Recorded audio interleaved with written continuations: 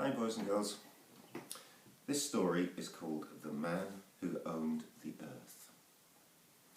A poor man once went to a wizard and said, "Make me the richest man in the world." So the wizard gave him a ball of clay and 3 potions and said, "You must use these very carefully, for they are very strong magic. The first is very powerful, for if you were to pour it all on the ball of magic clay, all the gold in the world would be yours. The second potion is even more powerful, for if you were to pour it all of that potion on the ball of clay, all the silver in the world would be yours. But the third is the most powerful potion of all, for if you poured that potion onto the clay, all the wood in the world would be yours." The man was very pleased, and he said, "If I had all the gold there is, I wouldn't need any wood and I wouldn't need any silver. I would own the earth." "Well, indeed you would," replied the wizard, "but that must never be. 1 drop of each potion will make you rich beyond your wildest dreams. The rest you must bring back to me, or you will end your days as poor as you are now." Well, the man went home, and immediately he opened the first potion and let a tiny drop fall onto the ball of magic clay. Just at that moment, a soldier looked in at the window and then emptied a huge sack full of gold into the room. It was more wealth than the poor man had ever imagined was possible. But even so, before he put the stopper back on the potion, he couldn't resist just letting 1 more drop fall onto the ball of magic clay. The clay quivered and shook in his hand, and then suddenly everything in the house turned to gold. The tables, the chairs, the bed, the wardrobe, the cups, the plates, the knives and forks, the old iron gate, the bucket by the door, even the door itself, all turned to gold. Then the man was overcome with greed. "All the gold in the world can be mine," he cried, and he poured the remaining potion all out onto the ball of magic clay.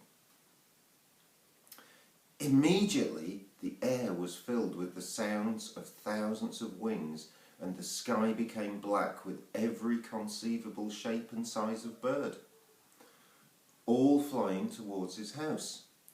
And each bird carried in its beak a little bag of gold. One by one they flew over the house, and one by one they dropped their bag of gold until a huge mountain was formed. Then the birds flew off, and the sky became light again, and the noise of the wings subsided. There's only one picture in this story, and it's that one there, which shows all the birds carrying their gold bags. The man looked out of his window at the golden mountain outside and could hardly believe his eyes.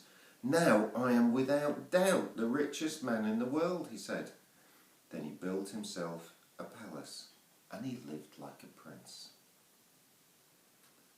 It was not long, however, before he heard a banging on his doors, and he went out and he found 100 ragged men there. "Who are you?" he cried. "Well, we were once all kings," they replied, "but since you've taken all the gold there is in the world, we've lost our kingdoms, and now we go around on foot begging for food." "Oh, I'm sorry to hear that," said the man, and he gave each of them 1 gold piece and then turned them out so they can continue to beg outside. The man then thought to himself, "What if all those kings should try and steal my gold, I think I'd better get some silver, because then I could pay 100 soldiers to guard my gold. So he took the second potion the wizard had given him and let a drop fall onto the ball of magic clay. And sure enough, the floors of his palace all turned to silver.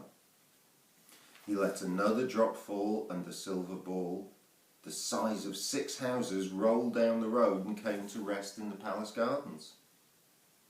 Then, once again, he was overcome with greed to see what all the silver in the world looked like.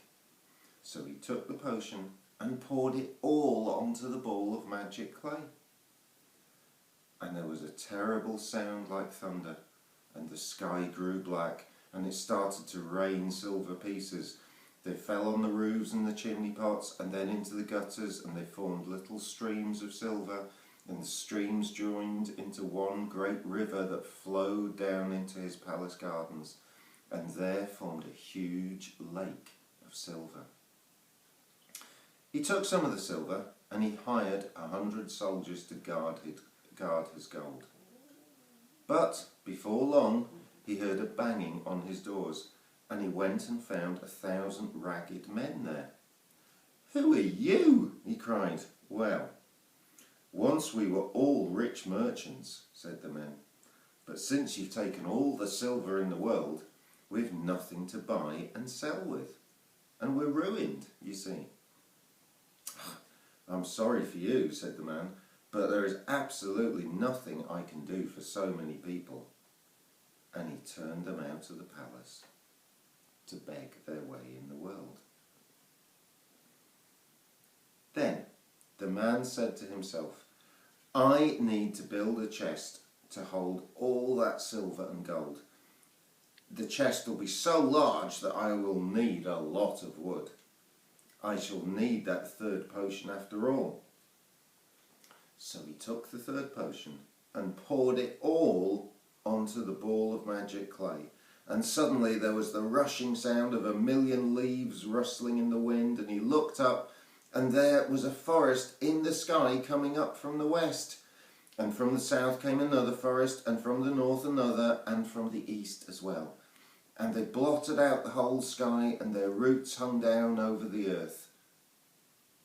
At this, all the people looked up and cried, "What's happened to the day?" And when they found they had no wood to build their homes, no wood to burn on their fires, and no wood for chairs or tables to make their tools, they all rose up together. And together they beat on the doors of the palace and took back everything, all the gold, all the silver, and all the wood. And the richest man in the world was as poor as he had ever been.